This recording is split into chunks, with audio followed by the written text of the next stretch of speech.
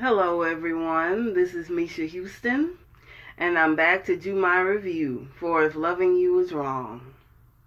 Tonight's episode is entitled, No One Is Safe, and the title of this episode really explained and really was the perfect title for this episode.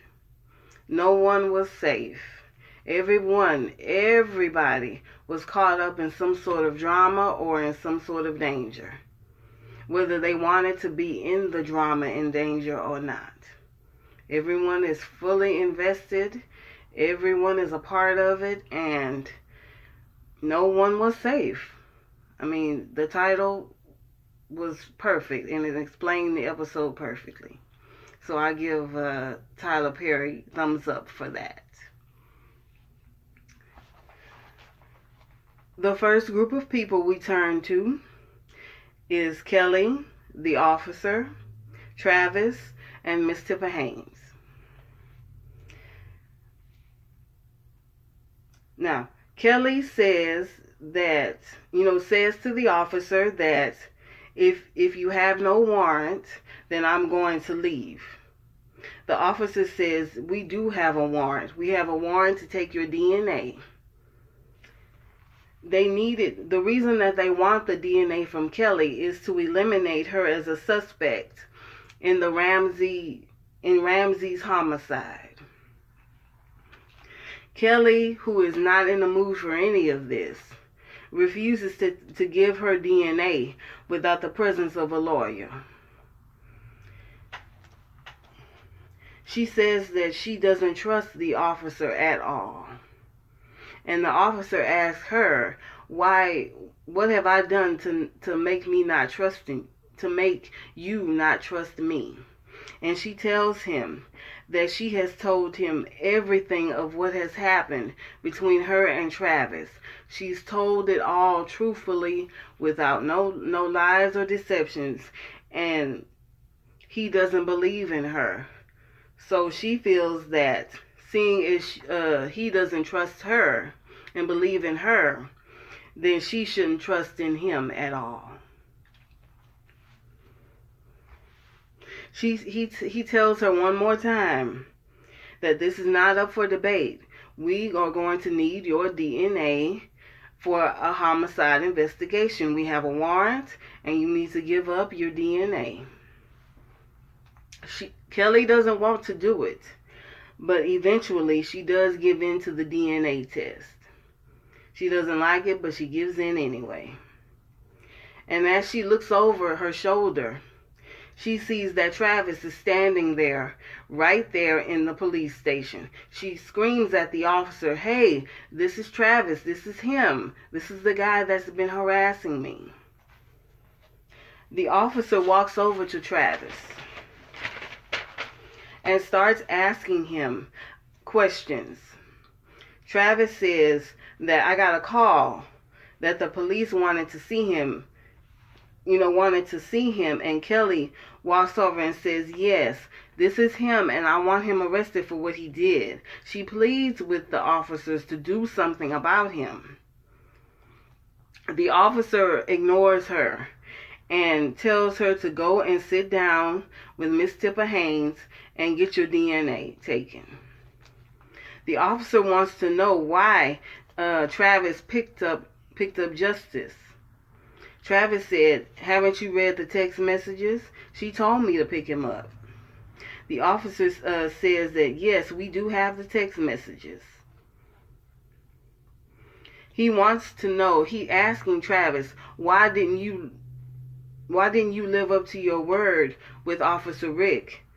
And when the officer ordered you to stay away from Kelly. He says that it is the Christian thing for him to help his fellow man. I'm paraphrasing, but you can tell that he's just hiding behind the Bible. He's trying to pass himself off as this holy, sanctified young man, when the truth is he's a lunatic. The officer asked him another question.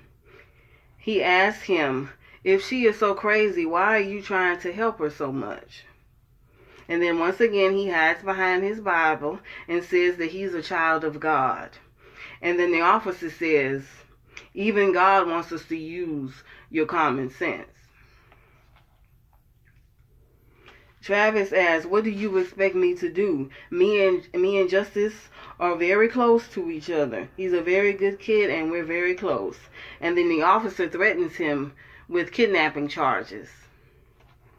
He lies over and over and over again, saying that she asked him to pick up her son. The officer says, Travis, you did put a restraining order against Kelly. And Travis says, yes, I did. Well, then the officer says, once again, you put a restraining order on him, so don't break it. Don't break your restraining order. Stay away from Kelly and her son. And then Travis says, yes, I will do that, and I will block her phone number. The officer, who is an idiot to me, just lets him walk out. And as Travis leaves the police station, he winks and smiles at Kelly. Now Kelly is with Miss Tipper Haynes, and she's taking blood. Kelly is outraged. She cannot believe that Travis just gets to go free after what he did with Justice. But the officer tells Kelly that we didn't have the proof to hold him.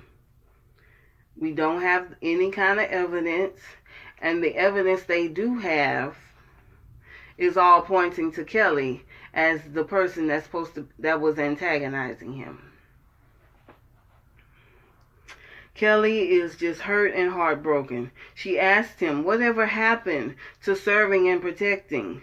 And I have pleaded with all of you for help. I have begged and pleaded, and you have given me no help. Then the officer starts to condescend to Kelly.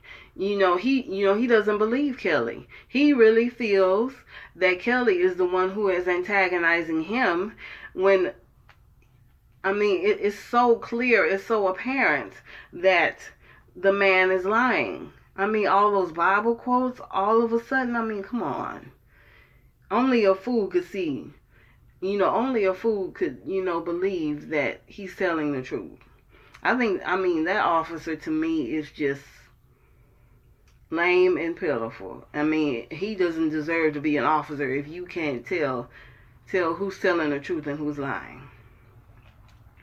The officer condescends to her, saying that he's seen this before and that she should just let go.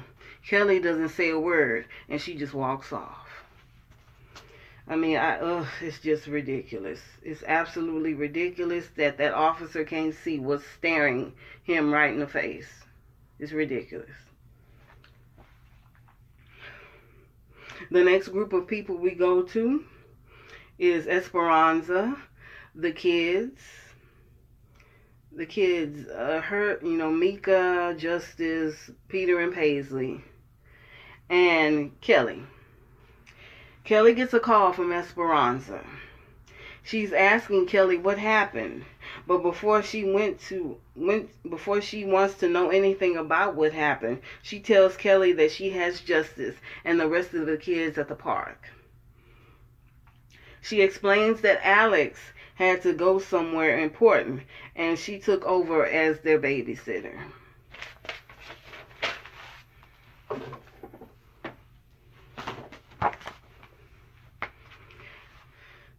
Kelly starts to badmouth Alex, saying that why is she leaving all these kids, why is she leaving all the kids? But Esperanza stops her and says that we left multiple messages on your cell phone, but I guess we called and left messages, but you didn't pick up the phone.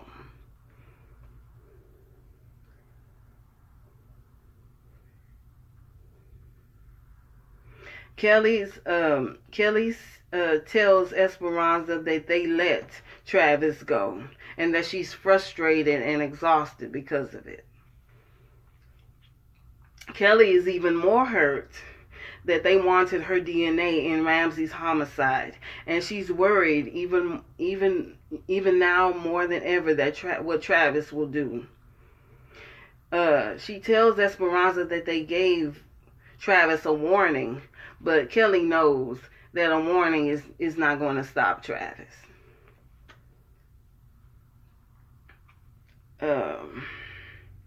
Kelly vows that she will do whatever she has to do to protect herself, and I can't really blame her anymore.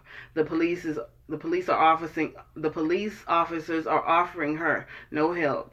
I mean, she's at the end, you can tell. Esperanza tells her to keep doing what she's doing, keep making complaints, and make sure you get the restraining order. Make sure that you find a lawyer to represent you, which is some very good advice. She does need a lawyer. Esperanza and Kelly talk about the DNA test, and Esperanza says that it was right for you to surrender your DNA, so to clear your name, and not to worry too much about that. Esperanza says that she is at the park with the kids, and Kelly tells her that she's on her way to pick them up. Esperanza says that she'll keep them until Kelly gets home. She'll hold on to the kids until Kelly gets home, and then once Kelly gets home, she'll drop them off at her house, and Kelly agrees to that.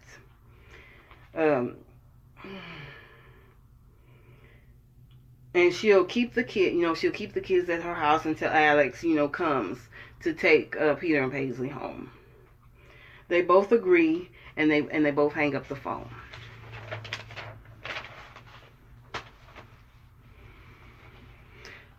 The next group of people we go to is Natalie, Joey, and Lucian. Natalie gets a phone call on her house phone, and it's from Joey. He apologizes to her and tells her that he's back in prison. She says that she understands what has happened, and Joey asks her if she is okay. She tells him that she's the one that should be asking him that. Nat asks, are they taking care of him in prison? Is he getting some good medical attention? And then Joey says, well, even if I wasn't getting nothing but horrible, attention in here, it's nothing that we can do about it. He apologizes to her for having the gun, and she says that it's okay. He knows that it was wrong to carry that gun, but Natalie says that she was glad that she did have the gun, because if he didn't have that gun to protect himself, he may be dead. Natalie says that she loves him, and then he tells her that he loves her back eventually. She says that she will try to get him out of there. Joey says that if you can get him out, that would be great. But what he really wants is for her to be happy. Apparently, they have only 1 minute left. And she says that she appreciates him for trying to remain clean. I mean, she's telling him that he could have went back to the drug life, selling drugs, but in the end, he chose to go the straight and narrow path, and she's proud of him, and she appreciates him for that. They both say "I love you," and they both say goodbye. Natalie cries. Natalie cries at the kitchen counter for Joey, but she tries to cover it up when Lucian walks in. But Lucian just tells her, just let it go. It's okay for you to cry. I'm here. Let your heart break, and I will hold you and comfort you, and I've got you. It was really, to me, one of the best scenes of the night. It really was. It wasn't dangerous. It wasn't people sniping at each other. It was just love. Love between a mother and a son, and love between a man and his woman. And it was just a lovely and beautiful scene. It was definitely one of my favorite scenes.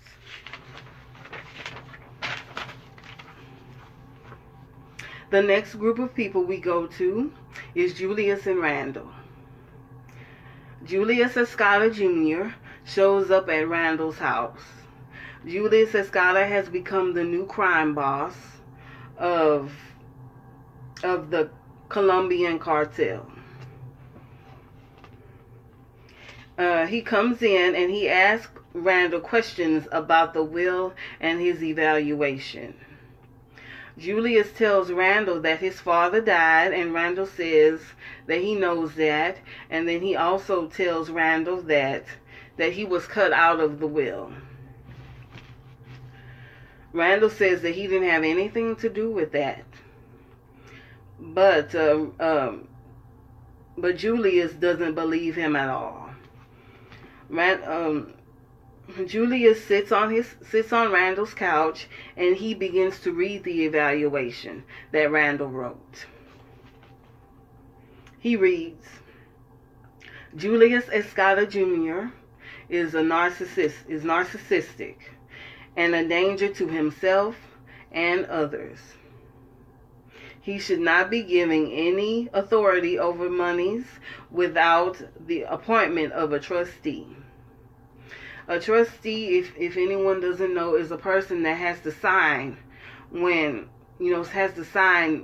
to give their signature when the person with the money writes the check.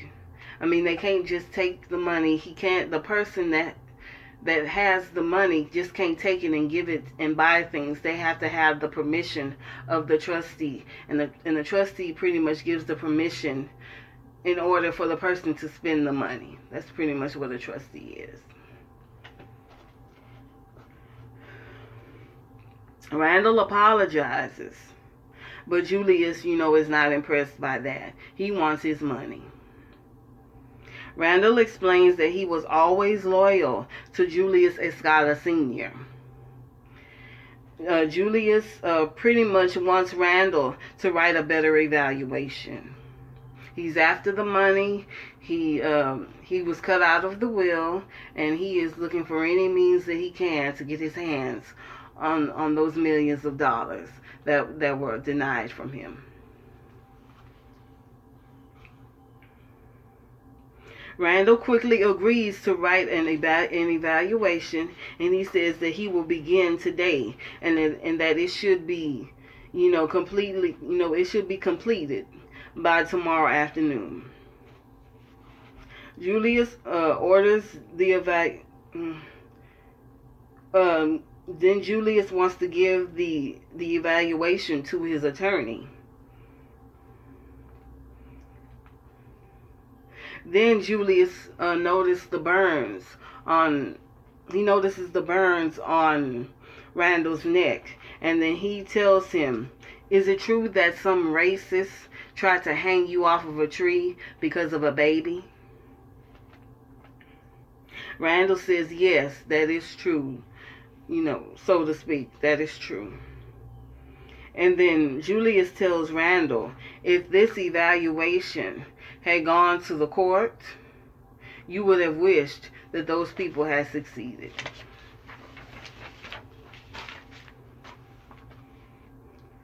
Julius wants to come by in the morning to read the review that Randall wrote, and Randall says, yes, that's fine. He tells him that he can have it ready by tomorrow afternoon.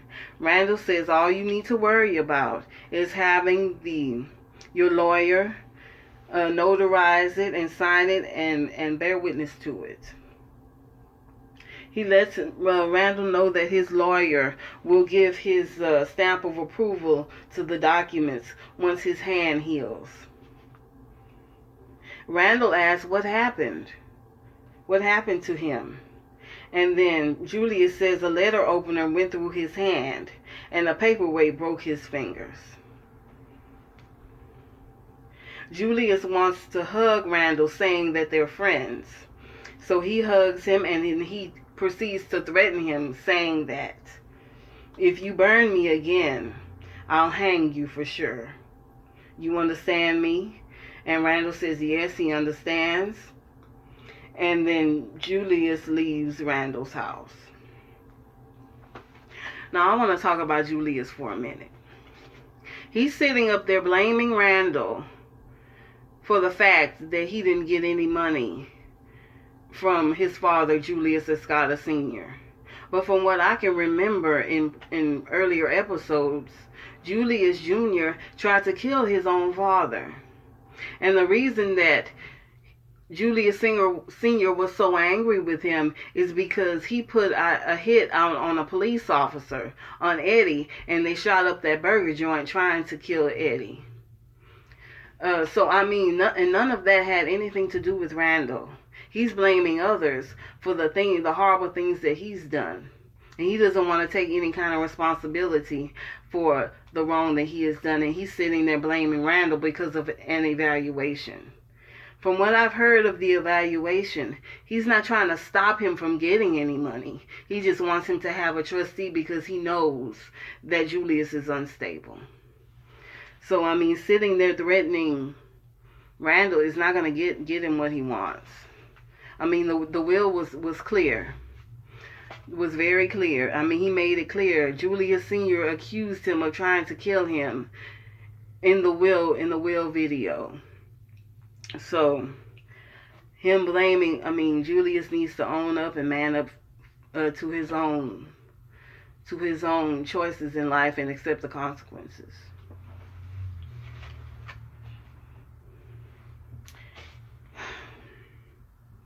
A crazy scene is next. The group of people we come to is Brad, Eddie, Alex, and Marcy. Now, Ed comes charging into Brad's office, and he is very angry and irate over Alex and Lucian. He feels that they did. He believes them when he says that they had an affair together. And he's very angry and he wants Brad to do something about it. But Brad, doesn't really want to be bothered with any of this anymore. He says that he's Brad's friend and that he needs to deal with his wife. He believes that Alex and Lucian did have an affair, and he's ambivalent towards the two of them and the situation. He goes so far as to insult Alex by calling her the Maxine bus stop, because everyone in town eventually comes to get a ride, to catch a ride. I don't really like Eddie, but he's really good with the insults. He screams at Brad to stop defending Alex, stop defending this bitch. He also shares his suspicions with Brad about Lucian being an FBI agent. Brad wants proof, but all Eddie has is his gut feeling. But he's certainly looking to see if Lucian is an FBI agent. Brad wants him to leave because he has an appointment.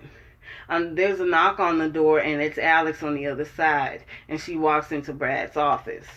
Immediately, Ed starts in on her, asking her what is she doing here. He calls her a whore, he calls her a slut, he calls her a bitch, and Ellie just believed that she's here to get in Brad's pants, just like she's been getting into other men's pants around town.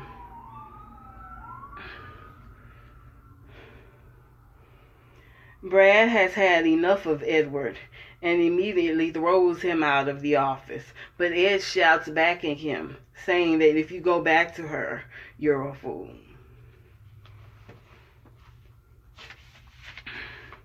Now, Alex and Brad are alone in the office. And she says that she doesn't really know why she's there, but she just wanted to say that she was sorry and that she was completely and totally grateful to him to saving the baby's life. She says that you're still the man that I fell in love with, that brave man that I fell in love with long ago. You know, I mean, more plainly put, she's not saying the words, but she's pretty much just begging Brad to take her back. That was pretty much the whole point of the scene.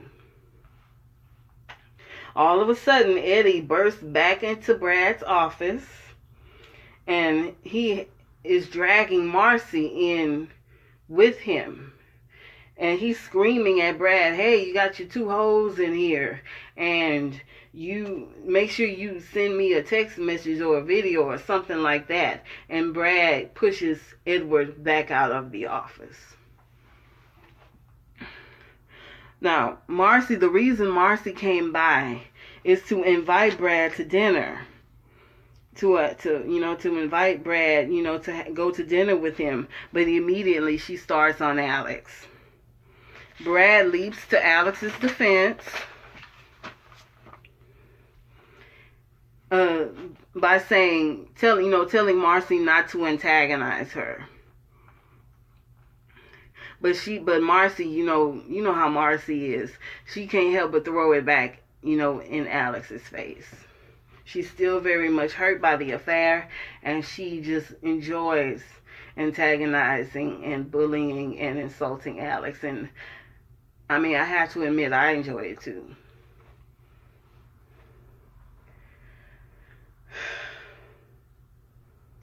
When Marcy, Marcy insults her a little bit more, saying that, pretty much saying that she and Brad are lovers. Alex, just gets tired of it all and leaves. Brad asks her, what is she doing there? And Marcy tells him that I'm here to invite you to dinner. I want to take you out to dinner. But he refuses. Then Marcy asks him, well, what did the two of you talk about? What did you and Alex talk about? And he says that she just wanted to say thank you for saving the baby's life, and that she was sorry for the things she had done. Marcy has no patience for this, you can really tell, and she invites him one more time to dinner, in which he refuses by saying he's got a lot of work to do. She says okay, and that she'll see him at the house, and she just leaves. I do believe that Alex and Brad could be a couple, but Brad really needs to let go of his ex.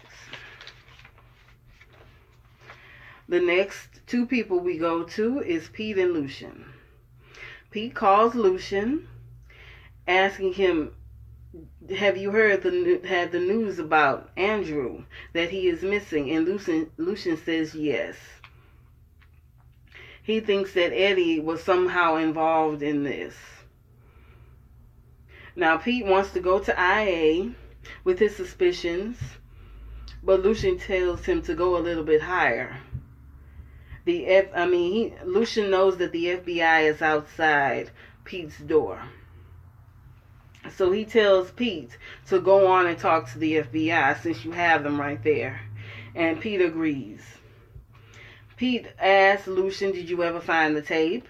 And Lucian says, no, we were never able to find the tape. Lucian tells Pete that he does have the power to put Eddie away for good, and Pete is all for, putting Eddie away for good because he knows how dangerous Eddie is. Pete wants to know if Andrew has ever been found, because he wants to know if Andrew will be found, and he believes that Ben might know something about his disappearance. Pete says that Ben was outside the hospital room when Eddie tampered with his IV.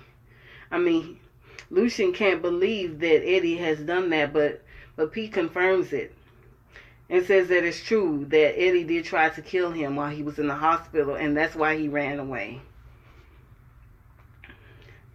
Pete wonders if Andrew might be dead and that they should be looking for a body, because he knows, he tells Lucian that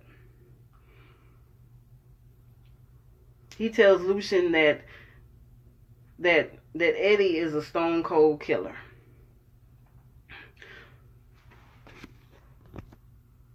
Lucian tells Pete just to tell everything to the FBI officer that's sitting outside your door, and that he'll speak with him tomorrow. The next two people we go to is Randall and Marcy. Randall pops up in Marcy's apartment. Apparently he has found out where Marcy and Brad lives. He tells Marcy that your mail has been coming to my house, and some of the mail has your new address upon it. So that is how he found out where she lived. He starts, judging the apartment and insulting it, saying that it is cheap and it's nothing but a dump. But she tells him, you know what, it's good enough to have sex in, and that it's much better than a shed.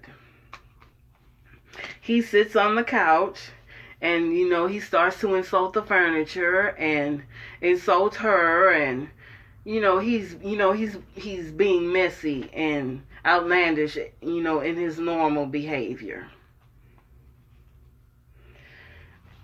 Then he tells her that Alex's baby may not even be his, that it might be Lucian's baby instead of Randall's baby. Marcy is completely uninterested in this, and she tells him to leave. She didn't want him there from the second that he walked in, and she just wants him to leave. Then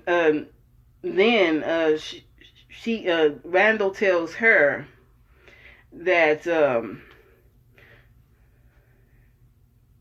hold on one second.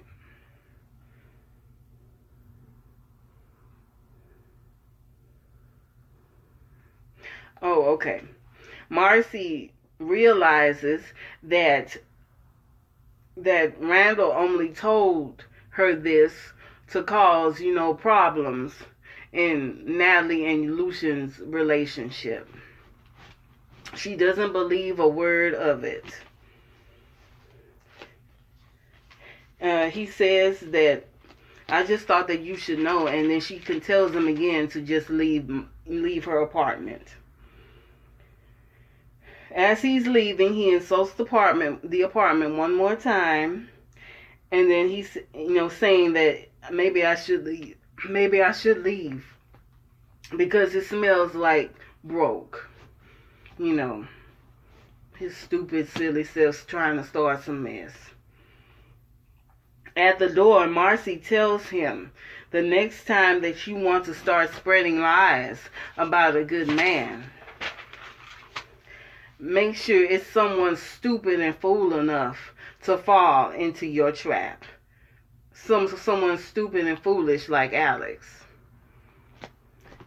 And then he goes and teases her and tells her, you really want me bad because you touched me. He tells her that she must miss him throwing her around the room. He says to her that I can give it to you better than Brad can. And she just pushes him out the door and tells him to leave and never come back. If he really wanted to come over there, he should have came over there with those divorce papers signed. That's what Marcy needed. The last scene. I'm so sick of Travis, y'all. The last two people that we go to is Travis and Kelly. Kelly is driving down the road, and I think at least one of her tires goes flat. She feels it and she stops her car on the side of the road, and she can't believe that her tires have gone flat because they're practically new. She goes into the back seat and reaches to take off her heels and puts on her flat shoes. Then she goes and opens up the trunk, and what do you know?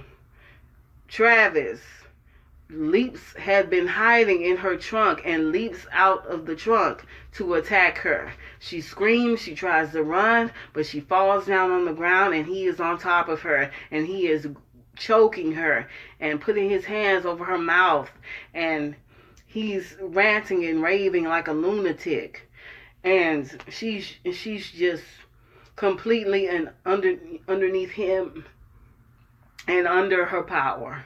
And that's where the story ends.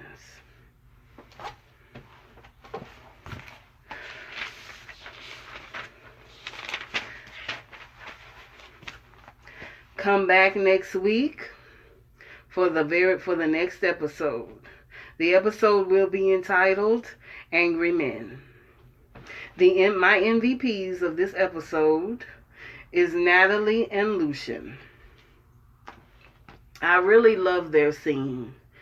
Their scene, as I said before, was just a pure love and support.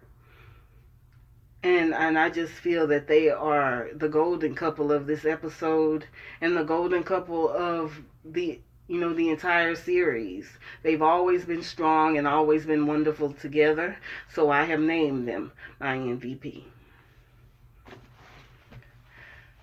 Thank you very much for watching. Make sure you like, comment, share, and subscribe. And come back next week for the next episode of If Loving You Is Wrong. Enjoy your life as I do. And have a wonderful, wonderful day. Thank you so much.